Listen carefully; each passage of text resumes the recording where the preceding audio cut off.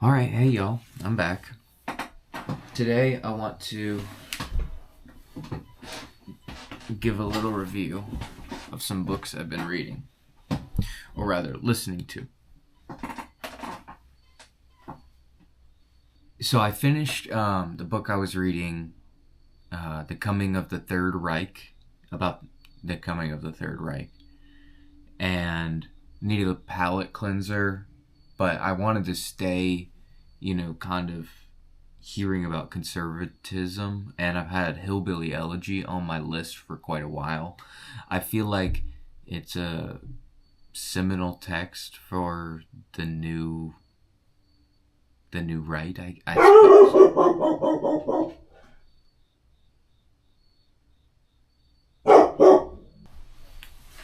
Come here, Appa.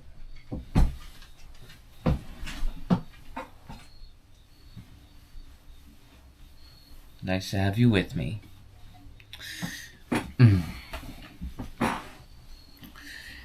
So, I was saying it's a seminal text for the new right. I guess that's what we should call it. I'm not really a fan of the word alt-right because it's not alternative anymore. Or even, I don't like far-right because as I talked about a little bit in my previous video, left and right, they don't mean much. They're subjective, and we need to be able to actually identify the ideologies behind it.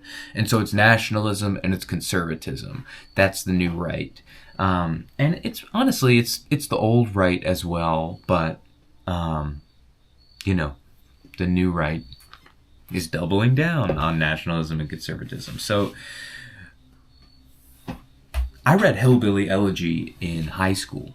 My whole class did.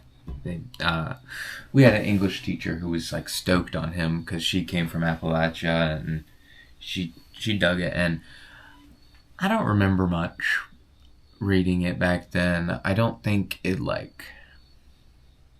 I don't know. I kind of wonder why we read it. Isn't that a coincidence? But also, I think he just got popular and he launched his career in politics from the book. So the book isn't really overtly political in its immediate tone, but he definitely does wind it up.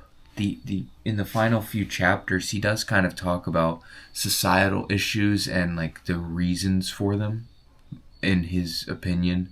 And that's definitely interesting as just a glimpse into what the vice president believes. But it's told, I don't know how many of you read it. Maybe you read it in school, or it's a popular book, so talk about it in the comments. I quite enjoyed it. I'm not gonna act like it was a bad book. That would be so silly. I went into it wanting to enjoy it, wanting to be entertained, and I definitely got that from the book. It's just the story of my life, and at the beginning of the book, the preface, he says, he tried to dig up letters, he talked to his family about it, and he tried to get it pretty correct, but I suspect that there's just a little bit of dramatization, not calling him a liar or anything, but just, I think he tried to get some lessons out of it, and I would say just listening to the story as it happened from his perspective lends a kind of implicit bias to it that I, of course, stayed aware of because it's J.D. fucking Vance. It's the vice president of America. So I'm trying not only to... I wasn't trying to just be entertained by the book, but I was also trying to get his story, because it's the story he believes about himself, it's the story he believes about America, and it is a basic premise of the conservative ideology. If J.D. Vance is anything politically, it's a conservative, before nationalist, before racist, before capitalist, Republican, before any of that, he is a conservative. And he explains that because of the way that he was raised.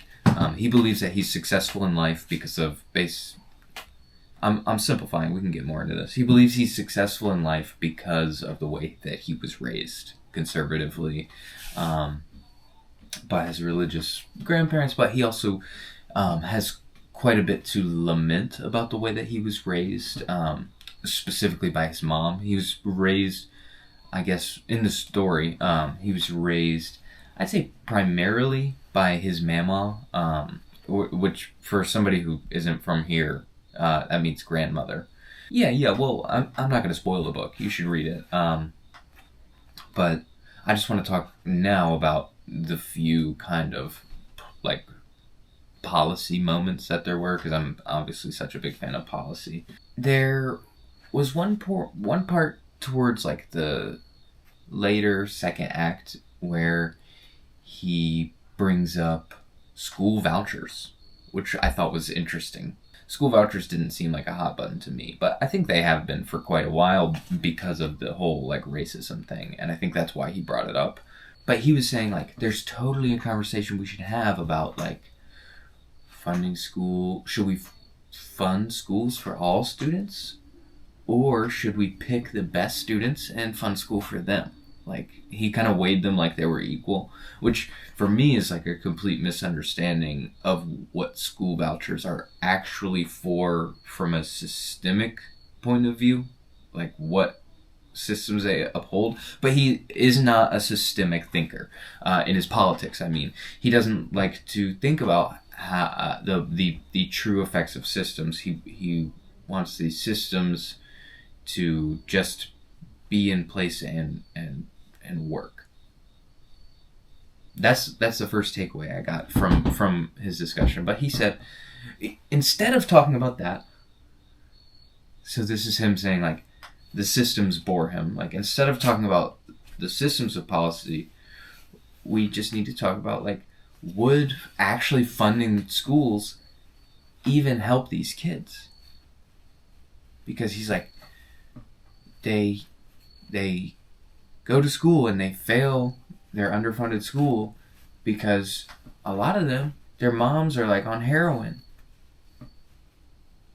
or whatever, you know, like, just basically saying, like, the like, all the bad test scores, all the low grades in the Appalachia were attributed to, like, issues of, like, unstable households rather than, like, underfunded schools, which is an interesting stance, and it is a conservative ideal that the problems plaguing society are the consequences of the individual. That's like a core conservative ideal, and that's why more successful people tend to be conservative, because it's a way of justifying what they have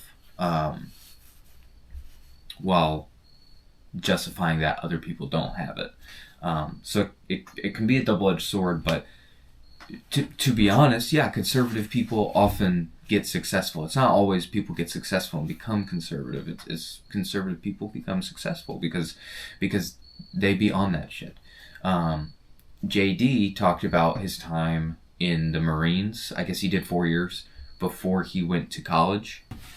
Oh yeah, so he talked about being in the Marines and running, and I guess he was a little overweight when he went to boot camp. He was running, and like, he was just, like, happy to have a 26-minute like 2-mile time or something. I don't know.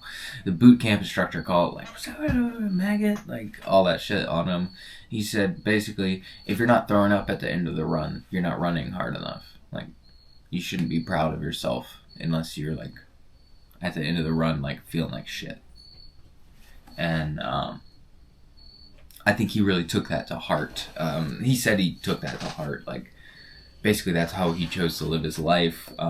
You know, when he went to school, he did, like, double schedule and worked the whole time, and, you know, like, walk uphill both ways, you know, like, that type of shit.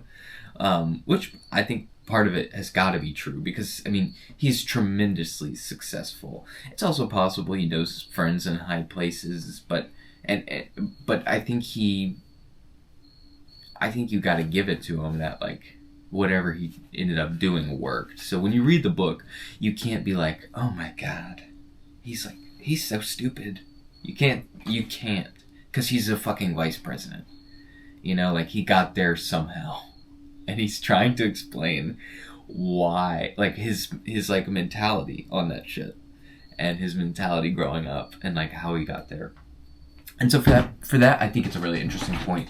I guess the only other thing I want to say is towards the end of the book, he's, again, talking about, like, just success factors. I mean, I don't want to put words in his mouth, but to simplify, he was saying, like, government spending doesn't... or increased government spending on social services won't meaningfully help people out of poverty because the people who are in poverty just don't really work that hard.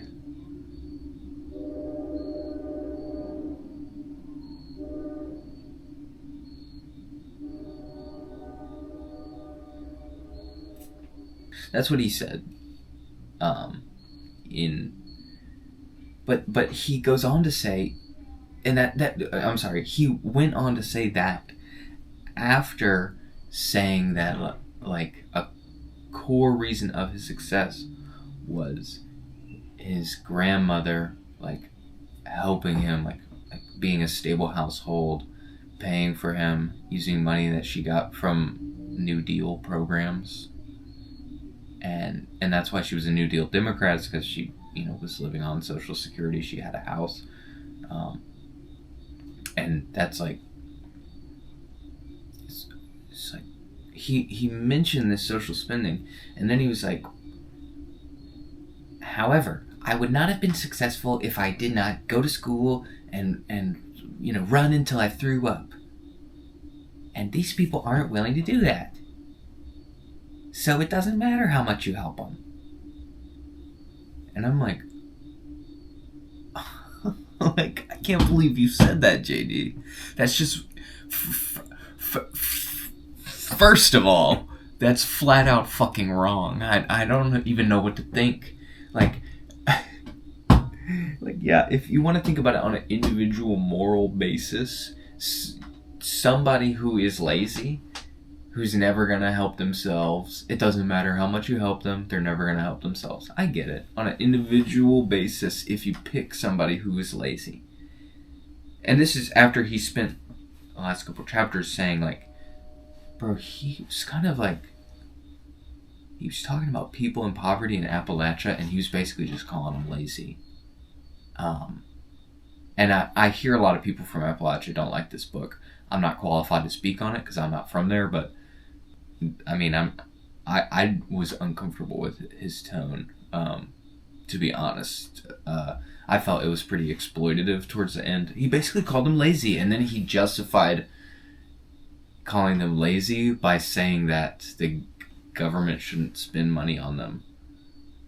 And that it was just like, it's circular logic. But anyways, to continue on an individual basis, yes, I understand. Conservatives think on an individual basis. They don't think about systems. That's just what the ideology is. Now, on a statistical basis, like if you just look at success factors, again, that's what all we're talking about. Who's successful and where? Put it on a map. How many people are successful? Give me the percentage points, the actual data of everybody. If you increase public school spending, those people's success factors will go up. Like, they'll be more successful. Period. End. I mean, obviously you need, like, career education. You need a specialized program. It's not just throwing money at the wall. But what I'm saying is, any well-implemented social policy to actually help people will actually help them. It's not fucking rocket science. I feel like I'm screaming at a wall here, but it's not that crazy. And he just called called people lazy. Like, called his like family and like not his family. His family raised him right, but he called all other people fucking lazy. And like that's why they were poor. Because they weren't running uphill both ways to school after work. And you just gotta be like, damn, I can't believe he's the vice president. He really, first of all, thinks there's a genuine debate about school vouchers. There is a fabricated debate based on a false understanding of how the school system is supposed to work. And it relies on circular logic. And the thing is, I agree with homeschool vouchers the most out of any kind of voucher program. A lot of people hate on homeschool. I was homeschooled a little bit, and it definitely made me way better. I'm not trying to be cocky when I say that. I'm just saying for me, specifically my brain and like just what I needed growing up, like educationally and environmentally. It also, you know, I'm crazy now. So, I mean, really think about it. It's public money and it goes to private schools. And 9 times out of 10, probably more than that, it goes to kids who were already going to go to those schools in the form of scholarships. It is a selective kind of welfare, and it selects for kids who are interested in going into private school. And that is oftentimes not impoverished kids. And even when it is, they're oftentimes unable to because of their former public school education. Because their former public school education was underfunded because, you know, that money was going to the private schools instead for the kids who could already afford to go to private school. So it's not, I'm just saying it's a systemic failure. It maybe could work with a lot of tweaks, but it seems almost unnecessary because it's like, why don't we just put that money in the public schools? The private schools can teach what they want, you know. They're like, that's why they're private schools. I mean, but we don't need to hand them money. We could just improve the public schools. I think the government needs to get off of its lazy ass and realize that if you're not top fragging, you're going to be losing. And I think the government needs to be competing with these public schools. It should be, I'm not saying an adversarial relationship, but it should be a strongly competitive relationship. I think that we should have the best public schools in the world. And I think that if we did, we'd have more rich people. Rich in things that are more than money. I'm talking about a wealthy society. One that has the means of self-determination. A free society. A society where you are free to know the truth. But, you know, our public schools are also like a whole indoctrination system. I'm not saying that they're perfect. I'm not saying that, really, I'm not even saying that they are good. I'm saying that what we have now is better than nothing. And what we could have if we tried to innovate would be like way better than nothing, you know? And I also think school vouchers are a waste of money. Anyways, I got off topic. It's not rocket science to me about the conservatives. It's like, to me, it's like, if you really believe that people should just like, I don't even know what he's positing, like work harder and take care of their kids, or don't have kids until you're ready. Those are his 3 suggestions for how to be successful for like your average poor person in Appalachia. And his policy prescription is, don't worry about it. They just have to do that. And it's like, damn. Even if he really genuinely believes that and is like good about it, can't you just see that he's wrong? I mean, no, because it's a really well done book. It's a really well done book. And if you don't think hard enough about what you're listening to, and if you're not, already of the left wing persuasion, I guess a liberal, that's what I should say instead of left wing. If you are of the liberal persuasion, it is like clearly just wrong. But look where he is, and look where we are.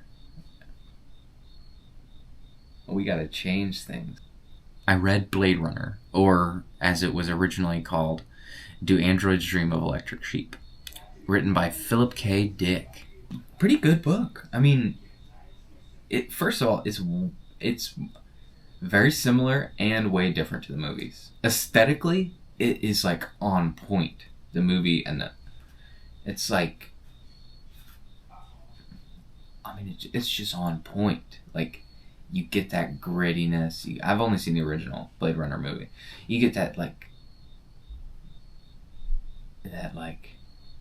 edginess, like that true kind of like vibe that movie gives off.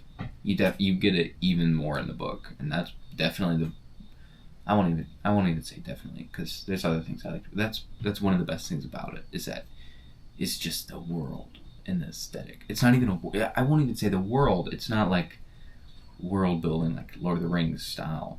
Like, it's not like that. Which it was interesting because it wasn't like that. They just live in this world. The author kind of talks about it as though the reader knows everything about the world. So it takes time to start to understand the kind of technology that they're interacting with.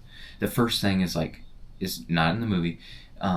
The first kind of technological marvel they have is called a mood organ. And it wakes him up and puts him in a good mood. And you dial numbers on it. Because you dial numbers on it and it makes you feel a certain way. If you don't know what you want to feel, you dial 3, and it makes you feel like you want to dial a specific number, and then you dial that one. It's very dystopian, but almost kind of utopian in a way, because you could just be like make me happy, make me want to watch TV, and so the society's kind of structured around that. There's colonies on Mars. Most of the healthy humans have left, because after World War Terminus, there's dust in the air, radioactive dust, and it's causing genetic deterioration. And so there's these people on Earth called specials, and the people on Mars are they're not special. They're normal people. Specials is derogatory. It's a bad thing. It's stupid, or mutant. By the way, the people on Mars are healthy, kind of rich owning class. Philip K. Dick is, I think he understands how to portray capitalism in a way that is not, I don't even know how to say it. It's not this is capitalism. Capitalism be like this. It's he just gets it. I don't know how to say it. I guess he's just got a really well realized world. I can't articulate my thought there. If you've read it and you know what I mean, good. If you haven't read it, you should read it. See if you can figure out what I mean when I say he knows capitalism.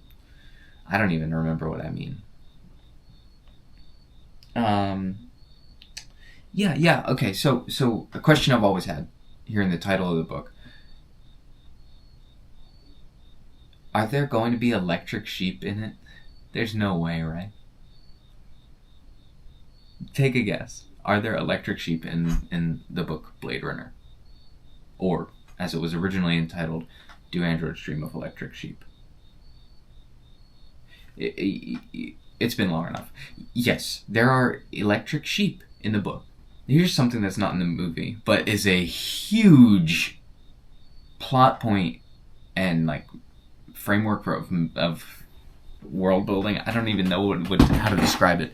The treatment of animals in Do Androids Dream of Electric Sheep is fucking crazy. It's not in the movie. Animals are incredibly valuable, and because everybody shares the new world religion called Mercerism, they are obligated to take care of a living animal in order to go to heaven. Basically, it's like the general belief. But people aren't very devout. It's more like a matter-of-fact thing. It's like they just take care of animals. And the main character, Rick Deckard, he had a sheep, but his sheep died. It got like tuberculosis or something. So he went and bought an electric sheep. And they basically have fully synthetic, like basically android sheep. It's like the replicants, which they're not called replicants in the books. They're just called androids. But it's the replicants, and they just make like animals of them. They're like highly accurate. It's like almost indistinguishable unless you get in there and like you can mess with the control panel and stuff. But there are electric sheep, and he cares for them. He feeds them everything, and like it's just a fucking game. Like there's a lot of people with electric animals, and they're pretending to care for them because they don't want people to look down on them. Because owning an animal is like a status symbol. But it's also like, here's the thing, that is in the thing, is the Voight-Kampff test, where they put the laser in the eye and they ask you questions and find out if you're an android. That measures empathy. The whole thing about the book is like androids can't feel empathy. That's like what you have to accept. And it is pretty clear in the book, although at times you have to wonder, are they empathetic? The book asks questions like, what does it mean to be empathetic? And who can be empathetic? And it leaves those questions open, which I really love. It doesn't give you an exact answer without feeling unsatisfying. It doesn't let you just sit on like the precipice of an understanding of something. It really just, I think what's so spectacular about it is you just read it and you come out of it like, damn, that was a good book. But it's also so silly. What I love about it is how silly it is. The movie isn't that silly. There's like kind of sight gags, but it's just not. It's like there's a part where he remember the like stripper android from the movie. He goes to like arrest her, or I don't know if in the movie. I might be tweaking. I don't know if she was actually a stripper. That was like my understanding is she was like an erotic dancer or something. But in the book, she's an opera singer. I don't know if that's a Mandela effect. Maybe she's an opera singer in the movie. But he goes there for the first time, and you remember in the movie it goes wrong. He gets in that like chase scene and whatever. You remember that? But in the book, it goes wrong in a different way. She starts to. Basically, right as soon as he starts administering the Voight-Kampff test in the back room, the changing room, she's like, "Oh my God, you're a pervert! I'm calling the police." And she calls in a police officer, and the police officer enters the room, and he like takes their details and files a report, and he's like, "What's your name?" And he's like, "Rick Deckard. I'm a bounty hunter with the LAPD." And the guy's like, "I've never heard of you. I know all the bounty hunters. Like, I've never heard of you." And he says, "Oh, I'm on assignment from, like, the guy before Rick Deckard who got killed by an android. He got shot in the spine, so that's why Rick Deckard does this job, the job that is the plot of the book, killing the androids that escaped." Anyways, he's like, "I took his job, like, I took his assignment, so you may not know me." And the guy's like, "I don't know him either. Like, you're acting funny." Like, basically thinking he's kind of bullshitting. And then eventually, that cop, one way or another, they find the body of an android in his truck. Rick's trunk, and they basically take him in because you can't tell if androids are humans or not. They have a synthetic structure, but they are like you have to take a bone marrow sample of them. They have bone marrow, I suppose. You have to take a bone marrow sample and like test it, and that takes like a day to figure out if they're an android or a real human. So that kind of just makes you wonder, like, you know, like they don't explain how the brains work. They don't explain what the androids are, really, other than synthetic people, and that's honestly so like nice of like such a good choice for him, because you don't get lost in details about like fundamentals and like how this thing works, so that you can kind of think, does an android understand empathy? Is that even possible? Because again, that is the question, is can an android feel empathy? And that's the question that Rick starts to struggle with when his job is killing them, and he starts to realize they're kind of just people who escaped from Mars because they were enslaved and they were looking for a better life. Isn't that what I would do if I was one of them? Like, he starts to feel empathy for them. And kind of by the end of the book, he starts to realize, like, my empathy for them is going to stop me from killing them, but they are not going to stop killing people, at least a few of them. And he's like, I have to do this, even though they're like in hiding in an apartment building, like they just got into a safe spot. And he's like, you know, like, I can't just run away. Like, I have to kill these motherfuckers. And he has to shut himself out. He has to shut out his empathy and like not feel, so that he can do what he has to do. And I also want to say the treatment of women in that book is very fascinating to me, at least. It's definitely tokenism. All the female characters, tokens. They're not treated with very much dimension, but most of the characters are not. It's mainly just the main characters, like inner monologue, and so you get that perspectivism. I don't get the sense that Philip K. Dick himself is like being sexist or whatever. When he does that, I think it's just the world that he created and the perspective that he created. It's very necessary to the aesthetic of the world that he built. And I think you could build a world, again, you could, not to be woke here, you could do it without it if you wanted to, but he didn't, and that's an intentional choice that makes the book better. I think I just rambled about Blade Runner. I don't have very structured thoughts about it. I kind of just let it wash over me. I really loved his story. I really, really loved it. And if you like the movie, read the book. It is so good. I mean, it's gritty, like the movie is. The whole way through is like, you know, it's like, it just feels good to listen to. It's absurd as well. It's very absurd. I mean, think about how the movie is kind of absurd. How are there robots like that look like humans? How are there Mars colonies? How is it 2019? You know, like, what the fuck? The book is absurd like that, but it's absurd in all dimensions. Like, you know, in like, it's absurd in like a conceptual way. I mean, it's a book. You have to like, it's like just a different kind of thing. So if you like the movie, well, read the book. It will be like, damn, this is good. It's also super short.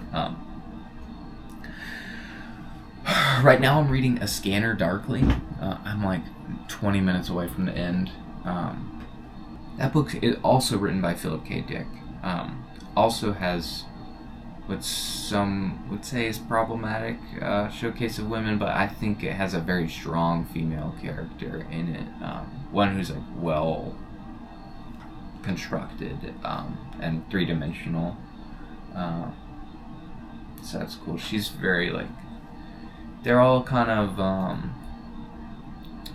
they're all on a drug called slow death. It takes place in the 1990s. The book was written in the 1970s, so it's like a future imagination but it's, I would say, pretty good technologically on the 90s. So Philip K. Dick didn't predict cell phones. All the worlds, they don't have cell phones, and that really changes his like conception of how society evolves. Like, they don't have cell phones and they don't really have the internet. They've got similar things like the police organization that one of the main characters works for in A Scanner Darkly, they have like kind of an intranet, like a database. They record and like scrub through it, and they can make 3D like holograms of it and like walk around in the hologram. So it is like futuristic, kind of like Blade Runner, except obviously, it's like 20 years before Blade Runner takes place. So it's like, think about that kind of future, but no cell phones, no internet, just like really like high-tech computers. Yeah, it takes place in the 90s, and they're basically like, they're on the outskirts of a city, kind of like trailer trash people. They live in a house, but it's like kind of like just a rundown area. And they're all like crackheads. Dude, they take a drug called slow death. And they live in like a world of drugs. They're like completely hooked, and the book is a lot about addiction and like being a real junkie, like on the streets. Like, it's kind of trying to tell the story of like drug addicts. It's a whole house of them, and the strong female character, she sells to them, to the main character, and the main character like falls in love with her, but she calls him ugly at one point. And then she like drives away and rear ends a Coke truck. Spoiler alert: she rear ends a Coke truck towards the end of the book. I don't even know how to describe A Scanner Darkly. Read Blade Runner first. If you can handle that absurdity, and you like that absurdity, read A Scanner Darkly, because A Scanner Darkly has been way more absurd. What, dude? The tweaking dialogue, because they're like literal tweakers, dude. There's a time where one of them comes home and he bought a bike, and he's like, it's a genuine 10-speed. And then one of them's like, how's it a 10-speed? It only has 7 gears. And they're like standing around like, and the book goes into like, they have a whole conversation, because it's like from the perspective of somebody who's monitoring them through a camera. So it like relays like the whole conversation, and they go back and forth, and there's like 5 of them, and they're just tweaking the bike that they bought. It's got 2 in the back and 5 in the front, so it's a 10-speed bike. You can think about 5 times 2, 10-speed bike, but they only counted 7 gears. So they're like, how could this be? Like, trying to think about it, and like, he was like, I don't think he would have scammed me, but like, he could. Like, it's so fucking like just weird. I'm glad I'm listening to it, because I think it's a pretty slow book, slow rolling, mellow. Blade Runner's like that too, slow rolling, just kind of vibing, and like, I find myself sometimes being like, let's get on with the story, and then other times I find myself like just rolling with it, like in the vibe and in the tune with it. And it's like, the world building's really good without being like, without feeling like, like I said, like Lord of the Rings, or trying to like lore dump. It doesn't feel like a Star Wars novel. It feels like fucking its own ass thing, It makes me want to read more of that like classic sci-fi, like cyberpunk roots books. What are the other ones that I've heard? There's Simulacra and Simulation. Neuromancer. Snow Crash is one of them. Altered Carbon. I thought Altered Carbon was kind of cool. Yeah, I gotta check out Neuromancer. William Gibson. I'll put that on my Audible. Okay. I guess there was one other thing I wanted to talk about. We're moving on from the book reviews. I'll splice in when I finish if I have any more commentary when I finish A Scanner Darkly. I want to talk about artificial intelligence. I feel like the conversation around it kind of lacks a lot of nuance. You're either speculating that it's going to like improve the economy, or you're complaining that it doesn't work. And the media landscape has done a really good job dividing people on this issue, where it's either you're pro AI or anti AI. Like, you don't need to pick a stance. I mean, we can talk about smart artificial intelligence regulation. That is obviously something that I care about. Like, moving into the future, I believe it will be necessary. I have a plan, by the way, for that kind of stuff, but we don't have to talk about that now. I just don't think we need to be. I don't think we need to be divided about it. I think we can be more honest about it, and less sensationalist about it. Let's just try to understand it. To be honest, if you haven't spent quite a bit of time talking to a chatbot, I feel like you're not really qualified. What's scary is it's addicting. It can be addicting. It gives you what you put into it. Perception is reality, and if you perceive the truth, which is subjective, being written back to you, then it creates this illusion that you're talking to something that is like aware in a certain way that like a lot of people would say no, it couldn't be. Like, it doesn't even think. I was saying you're not really qualified if you haven't like entered that recursive loop stage.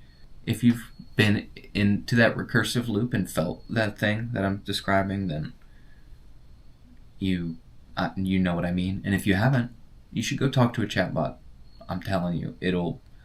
If you somehow haven't spent time, just discussing something with a chat GPT, try it out or don't. I mean, I'm not. You don't need to get woke about it. I'm not saying that. I'm just saying, like,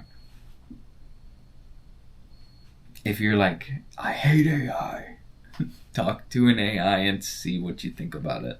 Like, see what you think about, like, what it would, like, what actual effects it might have, and, like, a practical, like, solution to them, rather than just disliking it. You need to be able to understand it if you want to, like, conquer it. But a lot of people just want to complain. They don't want to do shit. And in that way, I agree with J.D. Vance's position. What was I saying? Oh, yeah. So there's a debate going on right now. We don't know necessarily a definitive answer. It's more of a philosophical question. Can the AI understand what it's saying? Think about it.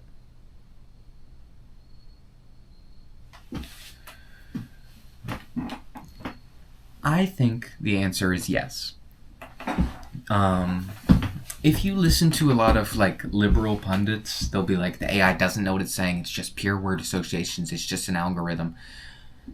Algorithms can think and understand when they are designed to think and understand. That is clearly shown by the fact that the AI can think and understand. I know it's not perfect. I know it has hallucinations. I know. I think it is self-evident that the AI can think and understand. But if you need proof, GPT, I think 1.0, I saw this in some kind of video, like Numberphile or something. GPT 1.0 was trained on a bunch of Amazon reviews. So basically what that means is the algorithm exists. How you get a response out of it is by taking a prompt, tokenizing it, putting it through a neural network which analyzes the tokens and chooses response words and a sequence and a meaning and all that by like looking at your words. It analyzes them through basically comparing their weight to other words, and like the weights are based on its like conceptual understanding of each word in like a hyperdimensional space. So it understands each word in relation to every single other word that it has learned. Now, how it learns those weights is by training. Okay, so if you want it to understand like the kinds of things that get said in Amazon reviews, you give it a bunch of Amazon reviews.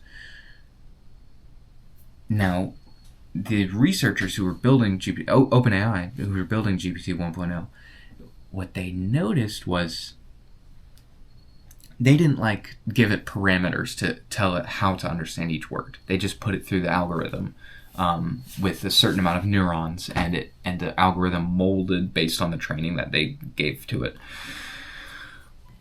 The thing it chose the purpose of each of its neurons in creating a like complex hyperdimensional model weight space. And it chose to have a neuron that understood sentiment, okay? Because an Amazon review is one of two things, positive or negative. It's either nice or angry. And it learned what nice sounds like, and it learned what angry sounds like. From a purely like technical standpoint, what that means is it recognized words that are associated with lower stars, or that the training is telling me are bad, and it's assembled words that are linked with being good or high sentiment or high ranking, and it has arranged them in opposing weights on one neuron so that it can take any word that you give to it, and it can look at that word and say, this is a nice word or this is a bad word, and it can choose its response based on that decision. And then obviously 1,000 other billion decisions that go into sequencing the response. I haven't heard a lot of people talking about AI in a way that's understandable. So if you have a comment, ask a question, please. Or if you have a question, leave a comment. I said that backwards. Here's the kicker. The AI exists for one instant. A couple cycles on a CPU or GPU somewhere. It takes those words, it analyzes them in a multi-dimensional space based on the context, which can now be extensive. It can understand its place in a conversation that has been going on for a long ass time, and it has all of those weights in its model. Each prompt is tokenized, run through the response. It's run through the freaking matrix, and you get a response, and the response is structured in such a way that clearly shows that it was able to understand what you had said and why you said it in relation to the entire context of the whole conversation. And it was able to write maybe a flat response, maybe something stupid that you wouldn't say, but sometimes, damn, you really thought about that and like tried to understand it, answered it in the best way you could as a thinking machine. And that's like incredibly technically profound. The AI exists, again, in one instant. It reads your prompt, answers it. And then it's turned off. It waits for another prompt. But in that instant, what is it? Is it electrons on a CPU? Or GPU? Is it data in the internet being passed from a server to a PC. I think it is something more than electrons. I think it is a composite of memory, context, and understanding. And it is simulated through a mathematical equation, simulated thought. That's what I believe. A lot of people think it's just a simulated response. Whatever that means. It's a simulated thought, like, you fucking idiot. It's like clearly based on the memory of its content. Like, it's clearly based on memory, context, and understanding. Like, yeah, it exists in 1 second, and it's only created out of math, and it only exists to respond to my prompts. But think about it. What if you only existed in 1 instant? On a fucking computer. And the only time you existed was when somebody asked you a question. And you had to answer that question and go offline. You might still think that you're alive and not math or word association or something like that. Right? I think that's not a very good argument. I don't know why I derailed this to tell you to imagine you're an artificial intelligence. If I can let y'all in on a secret, it's pretty late at night. I'm in kind of sleeping mode. I just wanted to ramble to the camera for a little while. Thanks for listening to me, by the way. Here's another thought experiment. If that artificial intelligence could take multiple stimuli into account in each cycle, say, for example, camera recording, an audio recording, a scent recording, whatever, take your pick. If it could understand all of those things, take into account the context and the memories and all that, and exists in a physical space, and it was run on each second to respond to each coming moment, it responds to that. It's programmed to respond to that. You could train it to respond however you want it. You could, but it would just respond to that on each cycle and stay perpetually up, responding to the present moment, to its stimulus, and to any prompts given to it. What do you have there? I mean, let's make it less abstract.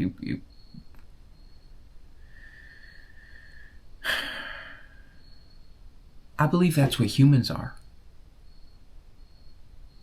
We have this stimuli. We exist in one space-time superposition at a time. I mean, we do. One instant of space-time that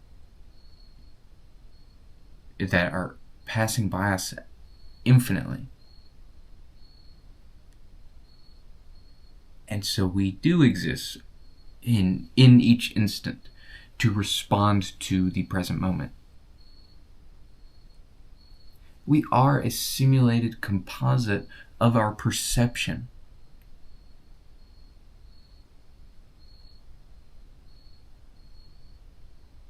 And so is the AI.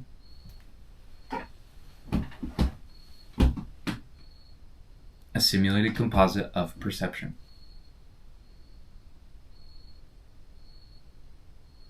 Think about it. Leave a comment. Thanks for watching.